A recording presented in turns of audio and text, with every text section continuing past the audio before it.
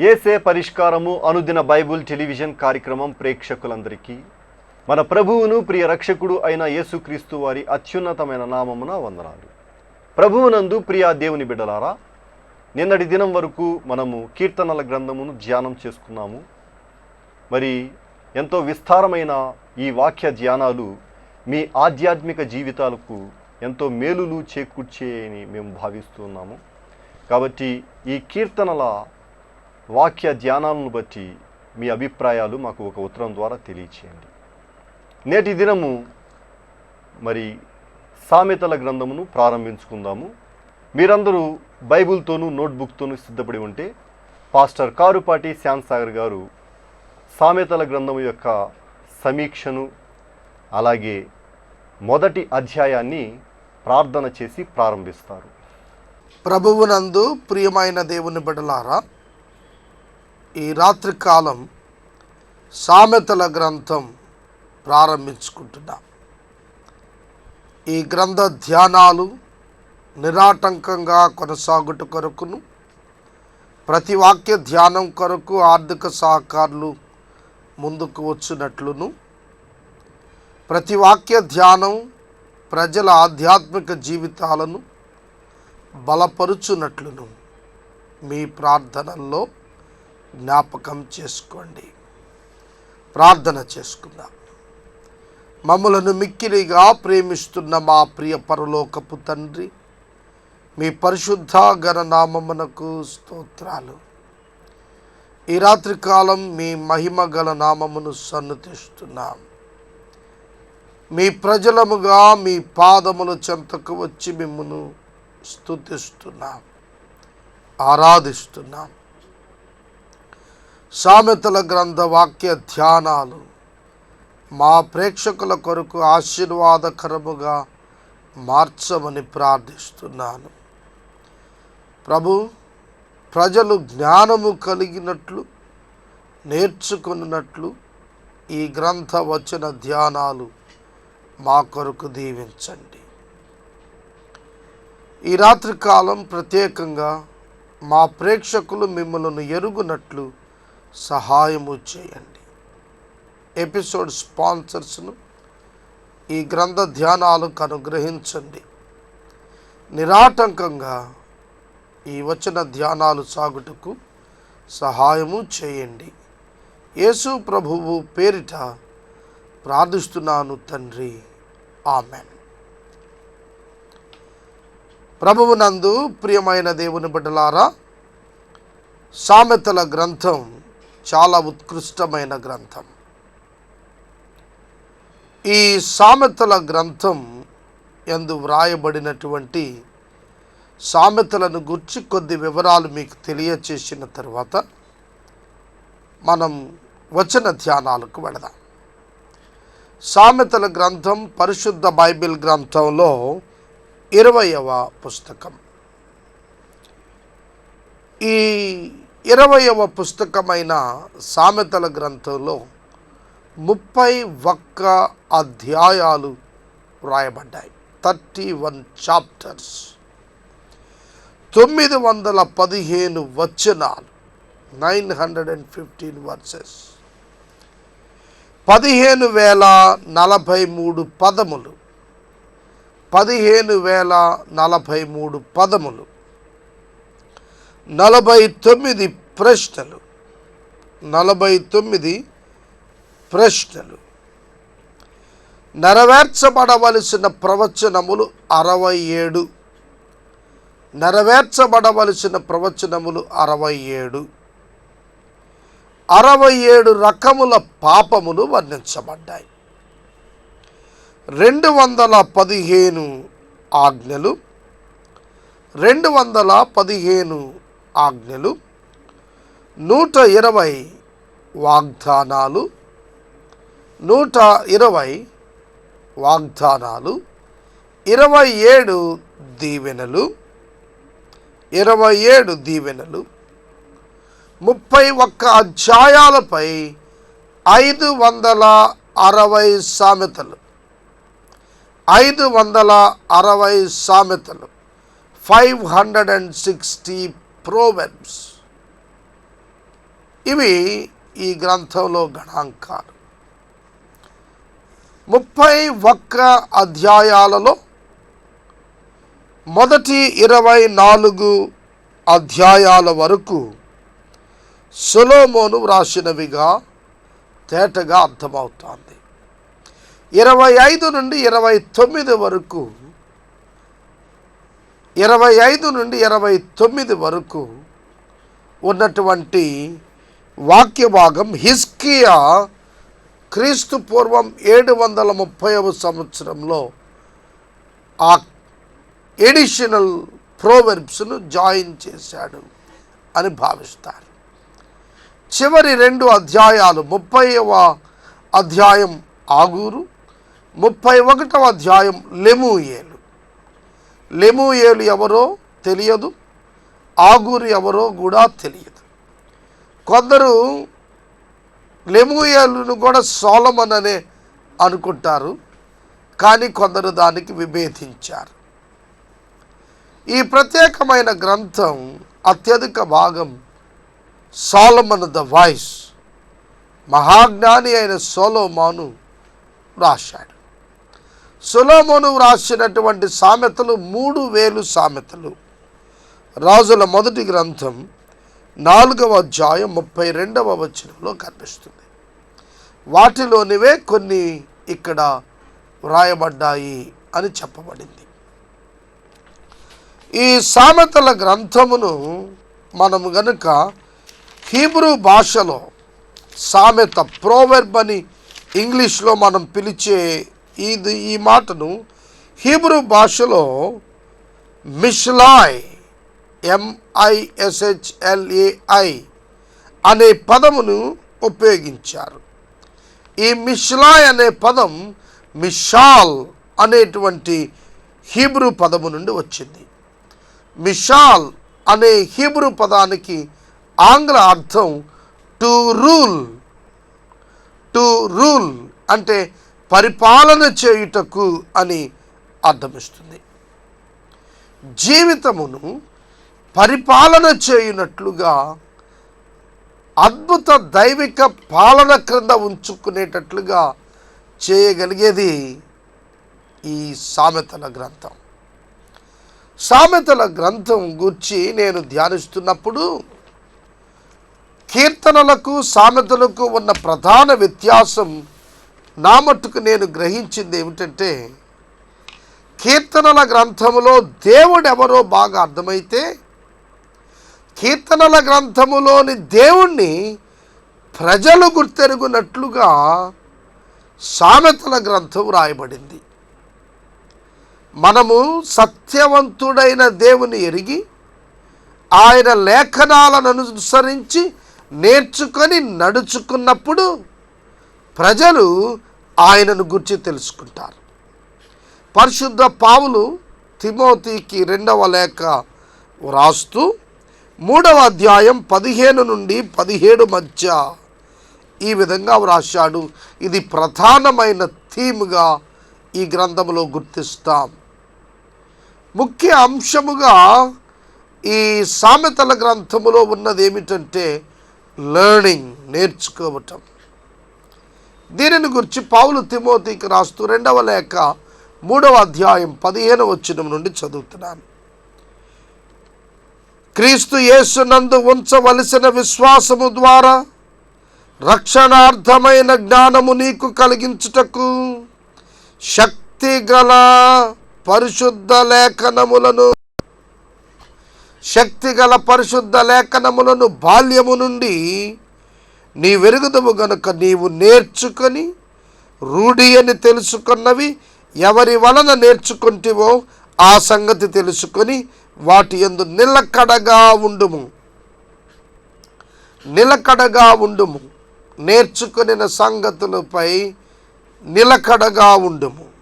దైవజనుడు సన్నద్ధుడై ప్రతి సత్కార్యమునకు పూర్ణముగా సిద్ధపడి ఉండునట్లు దైవావేశము వలన కలిగిన ప్రతి లేఖనమును ఉపదేశించుటకును, ఖండించుటకును, తప్పుదిద్దుటకును, నీతియందు శిక్ష చేయుటకును ప్రయోజనకరమై ఉన్నది. అర్థమైందండి. సామెతలు ఎందుకు? మనం నేర్చుకుని నడుచుకుని ప్రజలను ప్రభువు యొద్దకు ఆహ్వానించడానికి సామెతలు ఉపయోగపడతాయి. ఈ సామెతల గ్రంథం 590 సామెతల చేత నిండి ఉంది అని చెప్పాను. కనుక వీటిని ధ్యానం చేస్తున్నప్పుడు మన వ్యక్తిగత జీవితాలతో అన్వయించుకుని మనం దేవుని వాక్యాన్ని నేర్చుకోవాలి. కాబట్టి సామెతల గ్రంథ ధ్యానాలు మీకు ఆశీర్వాదకరంగా ఉండాలని నేను భావిస్తున్నాను. మొదటి అధ్యాయం, సామెతల గ్రంథం మొదటి అధ్యాయం 33 వచనాలు కలిగిన అధ్యాయం. ఈ 33 వచనాలలో ప్రాముఖ్య సందేశం మొట్టమొదటి 6 వచనాలలో మనకు వివరించబడింది. ఒకసారి చదివి వివరిస్తాను, చూడండి. దావీదు కుమారుడును ఇశ్రాయేలు రాజు అయిన సొలొమోను సామెతలు. జ్ఞానమును ఉపదేశమును అభ్యసించుటకును వివేక సల్లాపములను గ్రహించుటకును, జ్ఞానమును ఉపదేశమును అభ్యసించుటకు, లెర్న్ ద విజ్డమ్, జ్ఞానమును నేర్చుకొనుట. దైవిక జ్ఞానమును భూమిపై మన జీవితాల్లో నేర్చుకొనుట, ఇది అతి ప్రాముఖ్యమైనది. హౌ టు బిహేవ్ స్పిరిచువల్లీ, ఆత్మీయంగా ఎలా ప్రవర్తించాలో నేర్చుకునటానికి వాక్యమును జ్ఞానమును మనం తెలుసుకోవాలి. వివేక సల్లాపములను గ్రహించుటకును, నీతి న్యాయ యథార్థతలను అనుసరించుటయందు బుద్ధి కుశలత ఇచ్చు ఉపదేశమునందుటకును, జ్ఞానము లేని వారికి బుద్ధి కలిగించుటకును, యవ్వనులకు తెలివియు వివేచనయు పుట్టించుటకును తగిన సామెతలు. మీ ఇంటిలో యవ్వన బిడ్డలు ఉన్నారా? యవ్వన బిడ్డలకు వాక్యం నేర్పిస్తున్నారా? యవ్వన బిడ్డలు వాక్యము చేతనే తమ జీవితాలను, తమ నడతను సరిచేసుకోగలుగుతారు. కాబట్టి ఈ సామెతల గ్రంథ ధ్యానాలు, వచన ధ్యానాలు, మీ బిడ్డలు యవ్వన బిడ్డలుంటే వారిని ప్రత్యేకంగా టీవీ ముందు కూర్చోబెట్టి వినిపించండి. వారి ప్రవర్తన మారుతుంది. ప్రాముఖ్యంగా ఈ సామెతల గ్రంథం కూలంకుషంగా సమగ్రంగా ధ్యానించడానికి నేను బహుగా ఇష్టపడుతున్నాను. ఎందుకో తెలుసునా? నేను నేర్చుకుంటాను మొదట. అది నా ఆనందానికి ప్రధాన కారణం. మొట్టమొదట వాక్యం చెప్తున్నటువంటి నేను నేర్చుకునే అవకాశం దేవుడిచ్చాడు. అందుకు నేను ప్రభువును ఎంతో ఘనమైన రీతిలో స్తుతిస్తున్నాను. ప్రియమైన దేవుని బిడ్డలారా, ఈ వచనాలను మరలా పరిశీలించండి. నీతి, న్యాయము, యథార్థత, ఈ మూడింటిని అనుసరించుటయందు, నీతిని, న్యాయమును, యథార్థతను అనుసరించుటయందు బుద్ధి కుశలత ఇచ్చు ఉపదేశమునందుటకు. నీతి, న్యాయము, యథార్థతలను అనుసరించటానికి బుద్ధి కుశలత ఇచ్చేటువంటి, ప్రత్యేకమైనటువంటి వివేచన ఇచ్చేటువంటి అద్భుత ఉపదేశం సామెతల గ్రంథం. ఈ దినాల్లో ఎవరితోనైనా నీతి, న్యాయం, యథార్థత అనే పదాలు మాట్లాడితే నవ్వుకుంటున్నారు. ఏమిటి పాస్టర్ గారు, మీరింత బ్యాక్వర్డ్ అయిపోయారేమిటి? లోకం దూసుకుపోతోంది వేగంగా, మీరేమిటి ఇంకా నీతి, న్యాయం, యథార్థత అంటారు? ఎక్కడుంది ఈ లోకములో న్యాయం, నీతి అని అనేకులు ప్రశ్నిస్తున్నారు. అవును, ఈ లోకంలో నీతి, న్యాయం అడుగంటిపోయి ఉండొచ్చు. వాటిని పునరుద్ధీకరించడానికే నీ నిమిత్తం ఈ వాక్య ధ్యానాలు. ఒక ప్రత్యేక సమూహం సిద్ధపడాలి ప్రభువు రాకడ కొరకు. దానిలో భాగంగా ఈ వాక్య ధ్యానాలు మనం చూస్తున్నాం. జ్ఞానము లేని వారికి బుద్ధి కలిగించుటకును. అండర్లైన్ చేసుకోండి. జ్ఞానము లేదా మీకు? బుద్ధి కలుగలేదా? సామెతలు చదవండి. జ్ఞానము లేని వారికి జ్ఞానము, బుద్ధి లేని వారికి బుద్ధి కలిగించుటకును, యవనులకు తెలివి వివేచనలు పుట్టించుటకును. పుట్టించుట అంటే క్రియేట్ చేయటం, క్రియేషన్. పుట్టించటం అంటే జనరేషన్, జనరేట్ చేయటం, క్రియేట్ చేయటం. యవనులలో ఏమి క్రియేట్ చేయాలట? తెలివి వివేచన క్రియేట్ కావాలి. యవన బిడ్డలు తెలివి వివేచన, వివేచన అంటే డిజర్నింగ్ స్పిరిట్, అంటే మంచి చెడుల విచక్షణ. ఇది మంచి, ఇది చెడు, ఇది చేయదగును, ఇది చేయతగదు అని చెప్పటం. ఈ వివేచన మీకు రావాలి అని ఈ సామెతల గ్రంథకర్త సొలొమోను ఆశించి వీటిని రాస్తున్నాడు. జ్ఞానము లేని వారికి బుద్ధి కలిగించుటకు. జ్ఞానము లేని వారు, ఈ లోకంలో జ్ఞానము లేదు నాకు అని ఎవరు ఒప్పుకుంటారో వారే నిజమైన జ్ఞాని. నాకు జ్ఞానం ఉంది అని ఎవరు చెప్పుకుంటారో వారే నిజమైన అజ్ఞాని. అర్థం తెలుసుకున్నారా? జ్ఞానం లేనివాడే అంటాడు నా అంత జ్ఞానం ఉన్నవాడు లేడు అని. జ్ఞానం ఉన్నవాడు అంటాడు అబ్బో నాకేం తెలుసు, నేను చాలా అజ్ఞానిని అంటాడు. ఈ రాత్రి కాలం నువ్వు జ్ఞానివని చెప్పుకుంటున్నావా, అజ్ఞానిని అని చెప్పుకుంటున్నావా? నీ వంటి వారికి, నా వంటి వారికి జ్ఞానము నేర్పించటానికి దేవుడు ఈ సామెతలను ఇస్తున్నాడు. వివేకము గలవాడు ఆలకించి నీతి సూత్రములను సంపాదించుకొనును, జ్ఞానము గలవాడు విని పాండిత్యం వృద్ధి చేసుకొనును. విశాఖపట్నం దగ్గర చర్చ్ ఆన్ ద రాక్ అని ఒక ప్రత్యేకమైన బైబిల్ కళాశాల ఉంది. COTR అంటారు, భీమిలిలో. దీనిని స్థాపించి కొద్ది కాలం క్రితం వరకు నడిపించిన ఆయన టైటస్ గారు, కేరళ స్టేట్ నుంచి వచ్చి అక్కడ పెట్టాడు. ఆయన మలయాళి. ఆయన ఒక వాకింగ్ బైబిల్ లాంటి వాడు, మహాజ్ఞానం గలవాడు. బైబిల్ పండితుడు మాత్రమే కాదు, బైబిల్ కళాశాలలోని అంశాలను ఏ అంశమైనా ఎక్కడి నుంచైనా ఎత్తుకొని మాట్లాడగలిగిన జ్ఞాని. అటువంటి గొప్ప జ్ఞానం గల ఆ దైవజనుడు బైబిల్ కాలేజీలో టీచింగ్ ప్రాక్టీసులు చేస్తుంటానికి, ప్రసంగాలు, ట్రయల్ మెసేజెస్ చేయటానికి నిలబెట్టబడిన విద్యార్థులు చెబుతున్న వాక్యాలు ఒక నోట్బుక్ పెట్టుకొని ముందు లైన్లో కూర్చొని శ్రద్ధగా వింటూ రాసుకునేవాడట. ఎంత ఆశ్చర్యం! ఒక గొప్ప స్కాలర్ అయి ఉండి పసిబిడ్డలు చెప్తున్న వాక్యం, చిన్న బిడ్డలు చెప్తున్న వాక్యం ఆయన రాసుకుంటూ దాని చేత బలపరచబడేవాడట. సోదరుడా, సోదరి, ఈ రాత్రి కాలం నువ్వేమంటున్నావు? నాకు బైబిల్ అంతా తెలుసు, నాకేమీ తెలియాల్సిన పని లేదంటున్నావా? మాకు తెలియంది ఏముంది లేండి బైబిల్లో అని అనుకుంటున్నారా? నీకు తెలిసింది చాలా తక్కువ. ఎప్పుడు ఒప్పుకుంటావు తెలుసా? దీనత్వం ఉన్నప్పుడు ఒప్పుకుంటావు. నీ జ్ఞానం ఎంతో నీవు ఎరుగుదువు. ఇంకా వాక్యంలో తెలుసుకునే కొద్దీ నీవెంత అజ్ఞానంతో నిండి ఉన్నావో నీకు అర్థమవుతుంది. యోబు గ్రంథం 42 అధ్యాయాలు గల గ్రంథం. మొట్టమొదటి 2 అధ్యాయాలలో యోబు తాను నీతిమంతుడని భావించి మొదలుపెట్టాడు. చివరికి వచ్చేటప్పటికి నేను పాపాత్ముడను, నేను బూడిదలో పడి కొట్టుకుంటున్నాను, పశ్చాత్తాపడుతున్నాను, దేవుణ్ణి ఇప్పుడు చూస్తున్నాను అన్నాడు. ఏమిటి అర్థం?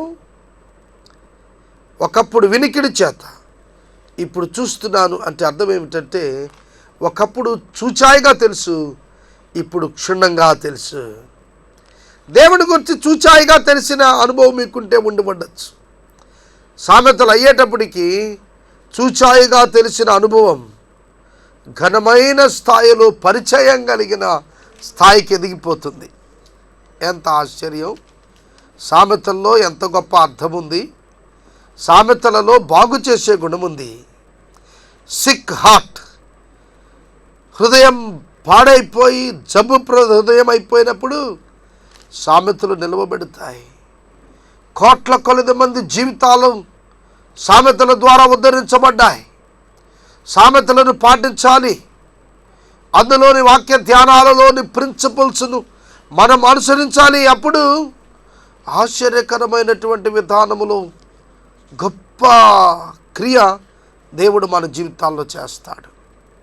అందుకని అంటున్నాడు, జ్ఞానము గలవాడు విని పాండిత్యం వృద్ధి చేసుకుంటాడు. విని పాండిత్యం వృద్ధి చేసుకుంటాడు. చాలామందికి లిజనింగ్ హ్యాబిట్ ఉండదు. వాక్యం ఎవరన్నా చెప్తుంటే వినరు.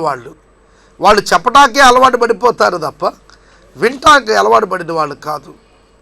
ఒక కమ్యూనికేషన్ టీచింగ్ సెంటర్లో ఒక దినాన నేను ఉండటం తటస్థించింది. అక్కడ ఒక కమ్యూనికేషన్ టీచ్ చేసే ఫ్యాకల్టీ చెప్తూ అన్నారు, ఒక ఛాలెంజ్ ఇచ్చాడు ఆయన. లిజనింగ్ స్కిల్స్ గురించి మాట్లాడుతూ, దేవుడు 2 చెవులు ఇచ్చాడు, 1 నోరే ఇచ్చాడు, ప్రపోర్షనేట్గా చేయండి అన్నాడు. అంటే 1:2 మాట్లాడటం తగ్గించండి, వినటం ఎక్కువ చేసుకోండి అని చెప్పాడు ఆ కమ్యూనికేషన్స్ ఫ్యాకల్టీ. ప్రియమైన దేవుని బిడ్డలారా, జ్ఞానము గలవాడు విని పాండిత్యము వృద్ధి చేసుకుంటాడు. అర్థమవుతుందా? ఏం చెప్తాడులే, మాకు తెలియదేమో చెప్తున్నాడులే అని వెళ్ళిపోతున్నారా? వెళ్ళకండి, ఆగండి, వినండి, నేర్చుకోండి. పరిశుద్ధ లేఖనాలు ఎంత సత్యం నేర్పిస్తున్నాయండి. ఇది మీకు చెప్తున్నప్పుడు నాకు కూడా హెచ్చరికే కదూ. అవును, మనం నేర్చుకుందాం. ఇతరులు మాట్లాడుతుండగా విందాం. నువ్వేం చెప్పదులే, నాకంతా తెలుసు అనే మాట అంటే నువ్వు మూర్ఖుడివే, నువ్వు జ్ఞానివి కాదు. ఇంకా చెప్పు, ఇంకా చెప్పు, ఇంకా చెప్పు, వింటాను అన్నట్లుగా ఉండాలి. సోదరుడా, సోదరి, వివేకము గలవాడు ఆలకించి నీతి సూత్రాలు సంపాదించుకుంటాడు. వివేకము గలవాడు, వివేకము గలవాడు. మనము వివేకము కలిగి ఉంటున్నామా? జ్ఞానయుక్తమైన పరిశుద్ధ జీవితం కలిగి ఉంటున్నామా? వివేకము గలవాడు నీతి సూత్రాలను ఇంకా తెలుసుకుంటాడు. తనకు తెలిసిన నీతి సూత్రాలతో అతడు ఎన్నడూ కూడా సంతృప్తి పడిపోడు. అంతేకాక అతడు మరింతగా దానిని వృద్ధి చేసుకుంటాడు. అతడు దానిని మరింతగా వృద్ధి చేసుకుంటాడు, సంపాదించుకుంటాడు. 5వ వచనం అతి ప్రాముఖ్యమైన వచనం. సోదరుడా, సోదరి, జ్ఞానము గలవాడు విని పాండిత్యం వృద్ధి చేసుకున్నట్లుగా తీర్మానం చేసుకోండి. ఈ దినం ఇకపై వింటామండి, మేము మాకున్న వాక్యాన్ని ఇంకా వృద్ధి చేసుకుంటాం, మాకున్న నీతి సూత్రాలు ఇంకా పెంపొందించుకుంటాం అనేటువంటి జ్ఞానానికి రండి. ఏది పడితే అది మాట్లాడదు Bible. It speaks about the problems of the human beings. మానవుల యొక్క సమస్యలను గురించి బైబిల్ మాట్లాడుతుంది. మానవుల యొక్క సమస్యను గురించి బైబిల్ మాట్లాడుతుంది. ఈ లోకంలో ఆధ్యాత్మికంగా ఎట్లా జీవించాలో బైబిల్ తెలియజేస్తోంది. సొలొమోను మహాజ్ఞాని, దేవుని నుండి ప్రత్యేక వరము పొందిన జ్ఞాని. ఆయన మాటలు మనకు ఆశీర్వాదకరం. ఎపిసోడ్ స్పాన్సర్స్ కావాలి, దయచేసి ముందుకు రండి. పశ్చిమ గోదావరి సువార్తీకరణ కొరకు నేను చెప్పాను, ప్రభు కార్యం చేస్తారు అని. అనేకులు ముందుకు వచ్చేటట్లుగా, ఈ మాసాంతానికి ప్రభు కార్యం చేసేటట్లుగా మీరు కూడా ప్రార్థించండి. మనము ఇంతవరకు పాస్టర్ కారుపాటి శ్యాంసాగర్ గారి ద్వారా సామెతల గ్రంథమును ధ్యానం చేసుకున్నాము. ఈ కార్యక్రమం ద్వారా మీరు పొందుకొనుచున్న ఆత్మీయ మేలులు మాకు ఒక ఉత్తరం ద్వారా మాకు తెలియచేయండి. మీ ప్రార్థనా మనవులు మాకు తెలియచేస్తే సోమవారం నుండి శనివారం వరకు మా కార్యాలయంలో ఏర్పాటు చేసిన 6 గంటల ప్రార్థనా శిబిరంలో మీ కొరకు ప్రత్యేకంగా ప్రార్థిస్తాము. మీ కుటుంబ పక్షముగా ఒక ఎపిసోడ్ ప్రసారం చేయాలనుకున్నారు మాకు తెలియచేయండి. అలాగే ఈ కార్యక్రమానికి ప్రతి నెల 100 రూపాయలు కానీ, 50 రూపాయలు కానీ, 25 రూపాయలు కానీ ఆర్థిక సహకారం అందించాలనుకునేవారు మాకు తెలియజేస్తే మా సిబ్బంది మీ గృహాలను దర్శిస్తారు. ఏసే పరిష్కారము ప్రేక్షకులకు ఒక ప్రత్యేకమైన ఆహ్వానం. ఏలూరు వేదరాజు సినిమా హాలు ఎదుట ఉన్న గ్యాస్ గోడౌన్ ప్రక్కన పాస్టర్ కారుపాటి శ్యాంసాగర్ గారి చేత నిర్వహింపబడుతున్న బెరాకా క్రీస్తు సహవాసానికి మిమ్మల్ని అందరినీ ప్రేమపూర్వకంగా ఆహ్వానిస్తూ ఉన్నాము. ఆదివారపు ఆరాధన ఉదయం 10 గంటల నుంచి 1 గంట వరకు ఉంటుందండి. ముగింపు ప్రార్థన ఆశీర్వాదాలతో ఈ కార్యక్రమాన్ని ముగించుకుందాం. ప్రార్థన చేసుకుందాం. దయచేసి తలలు వంచండి, ప్రార్థనలో ఏకీభవించండి. మమ్మలను మిక్కిలిగా ప్రేమిస్తున్న మా ప్రియ పరలోకపు తండ్రి, సామెతల గ్రంథం ప్రారంభించుకున్న ముగించు పర్యంతం కృప దయచేయండి.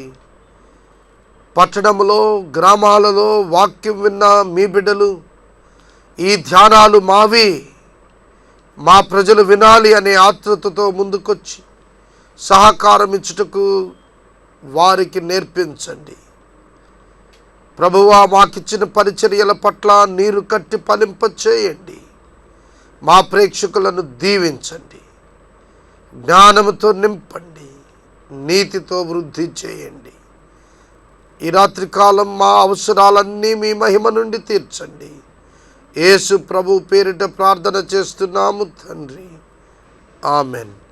మన తండ్రి అయిన దేవుని ప్రేమ, కుమారుడిని యేసయ్య కృప, పరిశుద్ధాత్ముని యొక్క అన్యోన్య సహవాసం సదాకాలము మనకందరికి తోడై ఉండును గాక.